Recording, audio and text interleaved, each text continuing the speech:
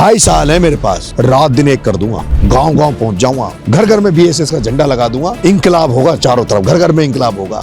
ये पूरी ताकत से कांग्रेस को ठोकर मार के मेरे साथ आ जाएंगे। बीजेपी को तो वैसे ही नहीं पूछ रहे, बीजेपी तो राम राम नहीं कर रहे। हम चाहते हैं कि मोर्चा बने तो एक बार में ऐसी लड़ाई लड़े जो सरकार में मुख्यमंत्री हमारा ही बने। फिर मेरे को तो सब लोग मार रहे हैं, मेरे को बीजेपी के लोग थोड़ी मार रहे हैं, मिलके मार रहे हैं कि कोई थर्ड फ्रंट खड़ा नहीं हो जाए, कोई नया नेता खड़ा नहीं हो जाए। मुख्यमंत्री जी अगर मेरे से मिलेंगे तो राजस्थान की जनता की बहुत बड़ी भलाई होगी और उनका ही फायदा होगा। अब भजन लाल जी को क्या पता कि जो बच्चे मरे हैं, ये 6 परिवारों के बच्चे मरे, ये बीपीएल परिवार थे, लेकिन इनके इंदिरा आवास का कमरा बना हुआ नहीं है। कौन खा गया उन पैसों का? वसुंधरा जी 2 बार की मुख्यमंत्री रही, 10 बार की सांसद है, उनको तो पता होगा ना। महारानी जी वसुंधरा जी, कृपा करके इनको न्याय करो, इनको नहीं तो नुकसानदायक होगा आपके लिए। झालावाड़ स्कूल हादसे में मृतक बच्चों की न्याय की लड़ाई आज भी जारी है और आज नरेश मीणा ने पूरे राजस्थान से अपने समर्थकों का आह्वान किया था और कहा था कि हम मुख्यमंत्री के साथ मुख्यमंत्री आवास में बात करेंगे और वहाँ भोजन करेंगे। आई पब्लिक सर मैं देख रहा अलग अलग इलाकों से लोग आए और उनकी भावना हमने तय कर रखा था कि वो 5 बकरियां कई दिनों से यहाँ भूखी प्यासी बैठी थी हमारे पास, उनको हमें सौंप के आना था। आज वो दिन तय किया था कि भाई आज हम उनको सौंप के आएंगे, लेकिन सुबह से जैसे ही लोग आने लगे गाँव से आज के लिए उन बकरियों को भेंट करने के लिए, तो पहले तो सबसे पहले खबर आई बामनवास में एक बाटोदा थाना है, वहाँ 3 बसें जब्त कर ली। बसें जैसे खड़ी करी गांव में वो जब्त कर ली, ड्राइवरों को गिरफ्तार कर लिया।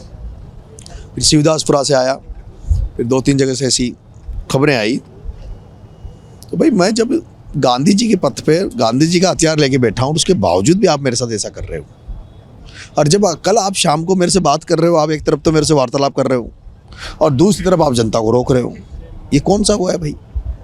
तो मैंने कहा था, फिर मेरा टेम्पर था कि अगर वो लोगों को अगर नहीं छोड़ेंगे तो फिर सीएम साहब के वहीं जाते, फिर आज का डिनर वहीं होता, ये अनशन यहाँ नहीं होता। आप लोग तो रात को आह्वान करके धरने पे सो रहे थे, ऐसे बहुत सारे लोग थे जो रात को जग रहे थे कि नरेश मीणा के साथ वहाँ भीड़ नहीं जुड़ जाए। लगातार लोगों के पास फ़ोन भी गए, ऐसे भी फीडबैक है कई जगह, तो ये तक आ गया है। आपकी इच्छा बताओ। क्या मतलब समझ में नहीं आया मेरा?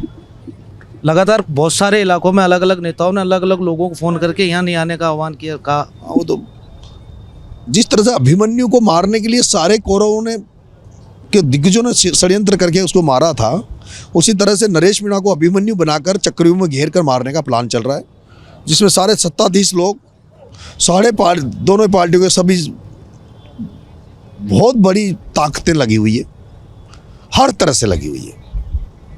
लेकिन देखो आप, इतनी ताकतें लगी रहने के बावजूद भी इतने लोग आए, बहुत बड़ी बात है। मुख्यमंत्री जी को लेकर अभी जब आप यहाँ लोगों को संबोधित कर रहे थे तो कह रहे थे मुख्यमंत्री जी को नहीं, वसुंधरा और दुष्यंत को इसकी जिम्मेदारी लेनी पड़ेगी। मुझे ये आभास हो गया, कल से मुझे ये आभास हो गया अधिकारियों से मिलने के बाद कि मुख्यमंत्री जी डमी हैं, मुख्यमंत्री जी मदद नहीं कर पाएंगे इसमें, क्योंकि एरिया वसुंधरा जी का है। मैंने सुना था मुख्यमंत्री जी वहाँ जाने वाले थे, उस दिन वो जा नहीं पाए, वसुंधरा जी के डर के मारे वीटो कर दिया, वसुंधरा जी मेरा एरिया है। जब वसुंधरा जी ने वीटो ये कर दिया कि भाई मुख्यमंत्री जी मेरे एरिया में नहीं आएंगे, तो फिर वसुंधरा जी की जिम्मेदारी बनती है। अब यह ईथ हो या अहित हो, वसुंधरा जी का होने वाला है। मैं तो कहता हूँ कि बच्चों के जो परिजन यहाँ बैठे हैं झालावाड़ के हैं, मैडम को यहाँ मिलने आना चाहिए इन परिजनों से, और वो मैडम खुद चलकर यहाँ चेक लेकर यहाँ आए। अगर मैडम यहाँ चेक लेकर आ जाती है, इनको पैसे यहाँ देके जाती है, मैं नरेश मीणा जिंदाबाद की नारे लगाएगा, वसुंधरा जी की माला पहना के स्वागत करेगा। लोकसभा चुनाव में आपको देखा था, आपने दुष्यंत की मदद भी की, खुले मन से प्रचार किया, लेकिन अब मैडम क्यों नाराज हैं? फिर प्रमोद जैन भाया के खिलाफ मैंने खुली वसुंधरा जी की दुष्यंत की मदद की जम के, और उसका फायदा उनको मिला था। छबड़ा में तो था कि मेरे को 45,000 वोट मिले थे, बीजेपी वाले को 65,000 मिले थे, और हम दोनों को जोड़कर 1,10,000 वोट दुष्यंत सिंह के मिले थे। वो वोट किसके थे? अंता में 12 जो मेरी कॉन्स्टिट्यूंसी है, एक तरफा मनोहर थाना में जो हमारे वोट, वहाँ एक तरफा वसुंधरा जी के दुष्यंत को फायदा मिला, क्योंकि उस चोर को हम देना नहीं चाह रहे थे, भ्रष्ट मंत्री उसको प्रमोद जैन भाया को, तो इसकी मदद करी। लेकिन अभी ये मूवमेंट हुआ, बच्चे मर गए, मेरी आत्मा जिंदा थी, इसलिए मैं चला गया। मैंने बोला, अब बोला तो मैंने केवल इतनी सी गलती कर दी थी कि वसुंधरा दुष्यंत को घुसने नहीं दूंगा, जिसमें तो 1 महीने जेल में रख दिया। अब मैं कह रहा हूँ, अब आपके चैनल से फिर कह रहा हूँ, मैडम महारानी जी वसुंधरा जी, कृपा करके इनको न्याय करो, इनको नहीं तो नुकसानदायक होगा आपके लिए। आपने कहा भजन लाल जी मुझे सामाजिक कार्यकर्ता की तरह देखे, नेता की तरह नहीं देखे, क्या सोच है उसके पीछे? इंटरव्यू में मैंने तो आप देख रहे हो ना हालात, मेरे को तो सब लोग मार रहे हैं, मेरे को बीजेपी के लोग थोड़ी मार रहे हैं, मैं तो कांग्रेस बीजेपी में जितने सत्ताधारी लोग हैं जो मार रहे हैं। मिल के मार रहे हैं कि कोई थर्ड फ्रंट खड़ा नहीं हो जाए, कोई नया नेता खड़ा नहीं हो जाए। मुख्यमंत्री जी को आगे बढ़ के मदद करनी चाहिए और उसका उनका फ़ायदा बहुत है। मुख्यमंत्री जी अगर मेरे से मिलेंगे तो राजस्थान की जनता की बहुत बड़ी भलाई होगी और उनका ही फायदा होगा। जनता की भलाई ऐसे होगी, अभी मैं जेल में रहा तो जेल में जो समस्या है उनको मैं रखूँगा। अगर उन्होंने 16 आउट कर दिया तो हजारों लाखों जो बंदी रहते हैं जेलों में वो उनको दुआएं देंगे, उनके परिवार वाले दुआएं देंगे। जेल में जो सिपाही और जो अधिकारी हैं जेलों में वो उनकी समस्या बहुत बड़ी, उनकी मैं रखूँगा तो वो दुआएं देंगे। भ्रष्टाचार को लेकर जिस तरह से भजन लाल जी ने आरपीएससी में कुछ सुधार किए हैं और उसके बाद आज आरपीएससी में विश्वास होने लगा लोगों का, उसी तरह अगर भ्रष्टाचार पे एसीबी में वो कार्रवाई, एसीबी को सुधार दें, कोई ऐसा सिस्टम बना दे जो भ्रष्टाचार में नकेल कसी जा सके, थाने तहसीलों इनमें लूटा जा रहा है उनमें, तो एक नया भजन लाल दिखेगा। वो बीपीएल परिवारों को निःशुल्क शिक्षा है, मांडा योजना के पैसे का जो दुरुपयोग हो रहा है उसका बर्बाद हो रहा है उसको तो मैं कह रहा हूँ कि उससे राजस्थान की जनता का ही भला होगा। अब भजन लाल जी को क्या पता कि ये जो बच्चे मरे हैं, ये 6 परिवारों के बच्चे मरे, ये बीपीएल परिवार थे, लेकिन इनके इंदिरा आवास का कमरा बना हुआ नहीं है। तो क्यों नहीं बना हुआ भाई? कौन खा गया उन पैसों का? अब भजन लाल जी तो पहले मुख्यमंत्री, भजन लाल जी को नोटिस भी नहीं होते, उस एरिया में जाते नहीं होंगे। वसुंधरा जी 2 बार की मुख्यमंत्री रही, 10 बार की सांसद रही, उनको तो पता होगा ना। ऐसे पिपलौदी, उस एरिया में हर गाँव पिपलौदी है। पीपलोद की आप बात कर रहे हैं, पश्चिमी राजस्थान की, पूर्वी राजस्थान की। अभी एक सभा थी जिसमें मुख्यमंत्री जी के सामने डॉक्टर करोड़ीलाल मीणा कह रहे थे कि जहाँ विपदा आए वहाँ करोड़ीलाल, जहाँ कहीं कोई मर जाए तो करोड़ीलाल। प्लीज, वो उनकी काम करते हैं, मैं मेरा काम कर रहा हूँ। लेकिन इस आपदा में भी उनकी भी तो जिम्मेदारी, जाने उनका काम जाने, मैं तो कुछ नहीं करता। आपकी मांग सीधी मुख्यमंत्री जी? हाँ, मुख्यमंत्री जी से। अच्छा, एक और सवाल है, जिस तरह अभी इस मूवमेंट को आप चला रहे हैं, आपने आज घोषणा की कि अब भगत सिंह सेना का गठन करने जा रहे हैं, और वो राजनीतिक रूप से किस तरह सक्रिय रहेगी, क्योंकि पंचायत चुनाव का भी जिक्र किया। भाई साहब ये मेरे एडवोकेट है भैया, भाई लोगों, वाहिद नकवी जी, जिन्होंने मुझे बरी कराया ना कोर्ट में अभी 2-3 केसों में। ये लेकिन ये टीवी पे कम आते हैं। अभी जो बरी हुई था, मैं टोंक रहा आता था टीवी पे, बरी हो गए इसके, वो भाई साहब की देन है। क्या पूछा? मैंने सवाल पूछा था आपसे, भगत सिंह सेना की राजनीतिक रूप से सक्रियता। भगत सिंह सेना का ब्रिगेड का हमने गठन कर लिया है, कर रहे हैं। भगत सिंह, उसको ब्रिगेड की जगह सेना नाम रखा, BSS, जो सभी धर्मों को, सर्व समाज को लेकर साथ चलेगी। राजस्थान को विकास के पथ के ले जाने के लिए, हर अच्छे काम करने के लिए बनेगी। 50,000 लोगों का अभी हमारा 23 मार्च 2026 से पहले मेंबर बनाने का टारगेट है ऑफलाइन। 50,000 मेंबर बनने के बाद अगर ये पंचायत राज चुनाव में होंगे, वहाँ भी अगर हमें दिखेगा कि, तो हम वहाँ भी अपने यूथ साथियों को, इस ब्रिगेड के साथियों को चुनाव लड़ाएंगे, उनकी मदद करेंगे, जो लड़ेंगे उनको समर्थन करेंगे और फिर धीरे धीरे उसको आगे बढ़ाएंगे। पंचायत चुनाव से आप स्टार्ट करने की कह रहे हैं, विधानसभा चुनाव तक किस तरह की? कन्फर्म नहीं है, अभी हम देखेंगे। अभी उसका न्यू होता है पंचायत, बड़ी राजनीतिक दल ऊपर से लड़कर नीचे बड़ा सोचा है हमने। एक बात उसमें सोची कि हम उसका संगठन ऐसा बनाएंगे जो हर साल, इसमें हर 1 साल में 1 साल के लिए पदाधिकारी बनेंगे। पदाधिकारी केवल 1 साल के लिए बनेंगे। प्रदेश प्रमुख बनेगा, जिला प्रमुख बनेगा, तहसील प्रमुख, पंचायत प्रमुख, लेकिन 1 साल के बाद उनको हटा देंगे, पूरी एक साथ भंग कर देंगे कार्यकारिणी। फिर उनमें से जो दोबारा बनाएंगे तो उनमें से जो अच्छे काम करेंगे उनको दोबारा रिपीट कर देंगे, और जो नहीं करेंगे उनको काम की समीक्षा होगी। हाँ, थर्ड फ्रंट को लेकर चर्चा शुरू हो गई है। आज आपका राजनीतिक शक्ति प्रदर्शन भी देखा लोगों ने कि तमाम चुनौतियों के बावजूद यहाँ भीड़ जुटाने में आप सफल रहे। अब तीसरे मोर्चे को किस तरह से देखते हैं? राजस्थान में तीसरे मोर्चे का क्या भविष्य, क्योंकि पहले भी राजनीतिक पार्टियां, मैं तो चाहता हूँ पॉजिटिवली तीसरा मोर्चा बने, लेकिन मैं तीसरे मोर्चे में तभी जाऊँगा जब मुझे ये भरोसा हो जाएगा, कहीं ऐसा नहीं हो जाए कि मैं तीसरा मोर्चा बना लूँ और बीजेपी का फायदा हो जाए। क्या?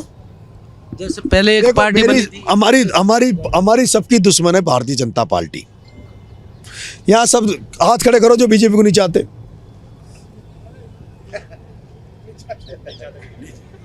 ये सब सबकी विचारधारा कांग्रेस की है भाई साहब, पर कांग्रेस जहां तक आपको सम्मान स्वीकार नहीं करेगी, हम कांग्रेस में नहीं जाएंगे। देखो, मेरी बात सुनो, इनकी सबकी भावना ये है, ये पूरी ताकत से कांग्रेस को ठोकर मार के मेरे साथ आ जाएंगे, पूरी ताकत से। ये बीजेपी को तो वैसे ही नहीं पूछ रहे, बीजेपी तो राम राम नहीं कर रहे, लेकिन ये कांग्रेस को भी गांव में घुसने नहीं देंगे कांग्रेस को, ये मुझे विश्वास है। लेकिन अगर कांग्रेस को इन्होंने घुसने नहीं दिया, पूरी ताकत लगा दी हमने, और उसके बावजूद भी हम पावर में नहीं आए, साला बीजेपी को फ़ायदा मिल जाए, तो फिर वो भी मज़ा नहीं है। हम चाहते हैं कि मोर्चा बने तो एक बार में ऐसी लड़ाई लड़ें जो सरकार में मुख्यमंत्री हमारा ही बने। फिर किन किन लोगों से उम्मीद है? आपने एक- पिछला जब एक- इंटरव्यू किया एक- था तो किसी और आदमी से भी एक ही लड़ने वाला है, हनुमान बेनीवाल। अब ये बाकी, लेकिन भाई साहब हनुमान जी, मेरा क्या है कि भाई साहब हनुमान जी हमारे वोट नहीं है। साथ साथ मेरे एरिया में जहाँ हम हैं वहाँ जाट समाज कम है, और वो जहाँ है वहाँ मीणा समाज कम है।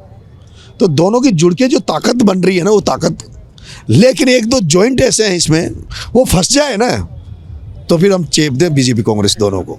यहाँ देख रहा हूँ धाकड़ समाज की भी बड़ी संख्या। मैं कह तो सब मैंने इधर की तो चिंता करने की जरूरत नहीं है, हाड़ौती से लेके पूर्वी राजस्थान तक की, तो हाड़ौती से लेके पूर्वी राजस्थान तक की चिंता नहीं है। ब्लूप्रिंट है दिमाग में, सारी विधानसभा सीटों को रोड मैप सेट है। पूरा पूरा कौन किस विधानसभा से प्रत्याशी होगा? बिल्कुल। हाँ, मैं अभी जो चल रहा हूँ ना, मैं देख रहा हूँ कौन कितने आज लाए ना मेरे साथी, जिनको जिम्मेदारी दी, जो भीड़ लाए उनको मैंने देख लिया आंखों में ही, नहीं लाए उनको रिजेक्ट कर देंगे, छोड़ देंगे। कुछ कार्यकर्ताओं से कह रहे थे, आपके कार्यकर्ताओं की भावना भी है कि भाई साहब थोड़ा शांति का संयोग रखें, कई बार ज़्यादा गर्म हो जाते हैं, टेम्पर गर्म हो जाता है तो फिर लोग बातें बनाते हैं। शांति के लिए आपके कार्यकर्ता देखो क्या होता है, एक रामनिवास मिर्दा कौन सा है मिर्दा इधर, वो जो गालियां देता रहता है, देता ना गालियां, उसकी गालियां पसंद आती है लोगों को। कुछ नेता होते हैं जिनको जो हमेशा दूसरों के पैरों में पड़े हुए नजर आते हैं, तो वो लोग उसको वैसे स्वीकार करते हैं कि हमारा नेता तो पैरों में पड़े रहने के लिए ही है। कुछ लोग सोचते हैं कि हमारा नेता ऐसा हो जो तड़ातड़ धमाधम देता ही रहे। ये लोग मुझे उसी रूप में देखते हैं कि धमाका उठता ही रहे हमारा, तो जैसे धम बढ़ता ना, ये मुझे उसी रूप में देखते हैं। इनको मजा आता है, जिसके पड़ जाती है ना वो फिर डबल 4 गुना एनर्जी से काम करता है। वो सोच लेता है अब मैं खास हो गया बॉस का, सेना में फिट हो गया पूरा। वो ट्रेनिंग है। हाँ, आप कह भी रहे थे कि ट्रेनिंग है ये। ट्रेनिंग है। अच्छा, एक सवाल ये है, जिस तरह अब देखा जा रहा है राजनीतिक रूप से बहुत सारे लोग अप्रोच कर रहे होंगे या जुड़ने की कोशिश कर रहे होंगे कि नरेश मीणा के साथ बैठ के, क्योंकि 1000 लोग होते हैं जो विधानसभा चुनाव की तैयारी करते हैं, 400 लोगों को पार्टी टिकट देती है और 600 बिल्कुल ऐसे न्यूट्रल लोग हैं जो 30 से 40-45 हज़ार पे अटक जाते हैं। अब नरेश मीणा ऐसी कौन सी व्यवस्था देख रहा है कि हर विधानसभा क्षेत्र में 10-15 नागर साहब 2.5 साल पड़े हैं मेरे पास, मुझे लगता नहीं 9 महीने में मेरे को नींद आई होगी, सोया होगा। और शायद मुझे लगता है कि आपने भी बहुत सारे चेंज देखे होंगे नरेश मीणा के जेल जाने से पहले मेरे अब में बहुत सारे चेंज देखे होंगे आपने। मेरे में आत्मबल बढ़ गया, और पिछले दिनों तो मेरे को लगता है अभी 5-10 दिन से तो मैं बिल्कुल सो ही नहीं पा रहा, घंटा 2 घंटा सोता हूँ। 2.5 साल है मेरे पास, रात दिन एक कर दूंगा, गांव पहुंच जाऊंगा, घर में BSS खड़ी कर दूंगा, घर में BSS का झंडा लगा दूंगा, एक आदमी की टी-शर्ट भगत सिंह होगा, इंकलाब होगा चारों तरफ, घर में इंकलाब होगा।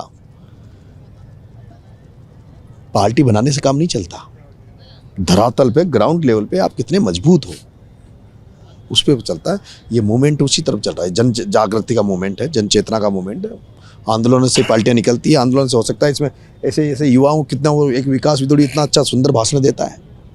ढूंढ रहा हूँ ये प्रहलाद खटाना भाई कितना तगड़ा आज वो यहाँ से यहीं से मिलेंगे ना लड़के, तो युवा साथी मिलेंगे यहाँ से, उनको उतार देंगे मैदान में। ऐसे होंगे जिनका कोई बुराई नहीं मिलेगी इनको, वहाँ एरिया में फ्रेश चेहरे जाएंगे एकदम। नरेश मीणा लेके जाएगा इनको, ये मेरा छोटा भाई है, नरेश पे भरोसा हो तो इसको जिता देना, जिता देंगे लोग। निश्चित रूप से आगे की क्या रणनीति है, किस तरह 50 लाख अगर नहीं देते हैं तो अभी आपने 23 तारीख का भी जिक्र किया था कि उस दिन हमारी ताकत को सरकार देखेगी और देखेगी कि नरेश मीणा किन किन घरों तक किस किस जगह विधानसभा में पहुंच चुका है। बिल्कुल 23 मार्च को शहीद दिवस पर एक भगत सिंह के शहीद दिवस पर एक डोनेशन कैंप रखेंगे, इस सेना को उसमें वो करेंगे। अभी से उसका रजिस्ट्रेशन चालू कर दिया है हमने, कितने मेंबर बनते कितना क्या, फिर उसको उसमें डोनेशन कैंप में वहाँ बुलाएंगे। ये जो मुद्दा है, अब मैंने आज से अभी आपकी लास्ट बाइट दे रहा हूँ आपको साथियों को, उसके बाद मौन धारण कर लूँगा, उसके बाद मैं परमानेंट मौन धारण हूँ। अब मैं ना मीडिया से ना किसी से बात नहीं करूँगा, सरकार से बात नहीं करूँगा। 50 लाख रुपए मेरी मांगे मान ली जाएगी तो बात कर लूँगा, नहीं तो फिर रास्ता है।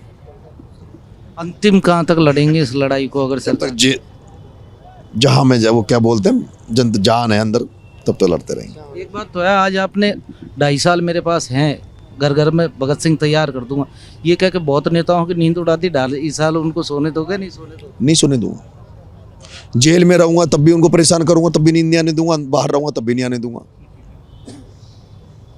इसलिए, और वो जो सोच रहे हैं ना कि मेरे को, आप एक बात देखा करो, मेरे को मजा ही नहीं आता, कोई चैलेंज नहीं मिलता ना मुझे, मैं चुपचाप पड़ा रहता हूँ। ये लोग भी मुझे जब डिस्टर्ब नहीं करते तो मजा नहीं आता। फिर कोई गलती करता है ना, फिर मुझे जगाते हैं हनुमान जी की तरह। वो लोग जो लोगों को रोक रहे हैं ना, वो लोग वो जगा रहे हैं। जैसे कल जगाया ना, एक चैनल वाले ने वीडियो बना लिया था, वो सोचा इससे नुकसान है, मेरा कुछ नुकसान नहीं होगा, जो लोग रोक रहे हैं ना उनका नुकसान है। उस वीडियो से फायदा होगा?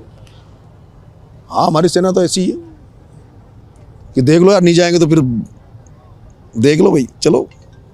अच्छा, एक मेरे को पुराना किस्सा याद आया। 2018 में जब आप चुनाव प्रचार के दौरान थे तो एक स्टेटमेंट था, मैंने अच्छे वकील बनाए हैं। वकील साहब बगल में बैठे हैं, वकील साहब को देख के याद आया। ये भाई साहब का नाम, वो वकील तो फेल हो गए आपके 18 वाले। उनमें से एक बच रहा है अभी, अब नाम नहीं लूँगा प्लीज़। ये भाई साहब वाहिद जी नकवी हैं, छात्र राजनीति से हम जुड़े हुए हैं, फ्री में मेरे केस लड़ते हैं। ऐसे भाई मेरे को बहुत लोग मिले हुए हैं। वाहिद नकवी जी टोटली मेरे केस फ्री में लड़ते हैं, इतने जिम्मेदारी से है कि मैं कहीं भी रहूं, मेरी तारीख चूक जाए, कुछ भी हो जाए तो मेंटेन करके रखते हैं। और लगभग मेरे यूनिवर्सिटी में छात्र राजनीति में जितने मुकदमे लगे थे वो भाई साहब के उसमें ही बरी किए हैं मेरे को। वाहिद नकवी जी इनका नाम है, मालपुरा के रहने वाले हैं।